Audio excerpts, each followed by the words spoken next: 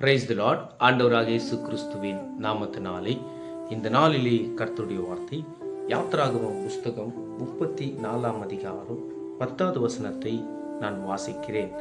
நான் உன்னோடு இருந்து செய்யும் காரியம் பயங்கரமாக இருக்கும். கர்த்தருடைய பிள்ளைகளே, நான் உன்னோடு இருந்து செய்யும் காரியம் பயங்கரமாக இருக்கும் என்று பைபிள் சொல்லிக் கொண்டிருக்கிறது. கர்த்தருடைய பிள்ளைகளே, ஆண்டவர் இன்னைக்கு உன்னுடைய வாழ்க்கையிலே ஒரு காரியத்தை செய்ய அவர் வல்லவராக இருக்கிறார், அவர் விருப்பமாக இருக்கிறார். நீ ஒரு காரியத்துக்காக நீ ஜெபித்திருக்கலாம். உன் வாழ்க்கையில் அந்த காரியம் நடக்கல, தாமதித்து கொண்டிருக்கிறது. இந்த காரியத்தை குறித்து பல வருஷமாக நான் ஜெபித்து கொண்டிருக்கிறேன், பதில் வரமாட்டு கொண்டிருக்கிறது என்று கவலைப்படாதே. இந்த நாள் இந்த வார்த்தையை விசுவாசிக்கிற பிள்ளையாக நீங்கள் இருந்தால் தேவன் இந்த வார்த்தையை உன் வாழ்க்கையிலே கண்டிப்பாக அது அவர் நிறைவேற்றுவார்.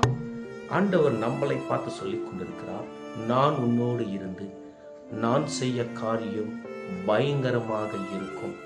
உன் வாழ்க்கையிலே எந்த ஆசீர்வாதம் வரவில்லை என்று கவலைப்படாதே, எந்த காரியம் நடக்கலை என்று நீ கவலைப்படாதே. கண்டிப்பாக என் தேவன் இந்த நாளிலே உன்னோடு பேசி கொண்டிருக்கிறார். உன் வாழ்க்கையிலே பயங்கரமான காரியத்தை நான் செய்வேன், ஒரு அற்புதத்தை நான் செய்வேன், ஒரு அதிசயத்தை நான் செய்வேன். தேவன் இஸ்ரவேல் ஜனங்களை வழி நடத்தின விதம் விசேஷமாக இருந்தது. மீகா 7:15 சொல்லிக் கொண்டிருக்கிறது, நான் உன்னை அதிசயங்களை காண பண்ணுவேன் என்று அந்த ஜனங்களுக்கு கர்த்தர் ஒரு அதிசயத்தை செய்தார். அதே மாதிரி தான் இந்த நாள் இந்த வார்த்தை மூலிமா உன்னோடு பேசினார். உன் வாழ்க்கையில் ஒரு அதிசயம் காத்து கொண்டிருக்கிறது, ஒரு அற்புதம் காத்து கொண்டிருக்கிறது. உன்னுடைய வாழ்க்கையில நீ ஜெபித்திருக்கலாம், உன் வாழ்க்கையில இந்த ஜெபத்துக்கு பதில் வரவில்லை என்று கவலைப்படாத. கண்டிப்பாக இந்த நேரத்தில் இந்த வார்த்தையை விசுவாசிக்கிற பிள்ளையாக நீ இருந்தால் அந்த ஜெபத்துக்கு பதில் வந்து அந்த பதில் நிமித்தம் நீ கர்த்தரை மகிமைப்படுத்துகிற நாள் வந்துவிடுச்சு என்று நீ விசுவாசிங்க.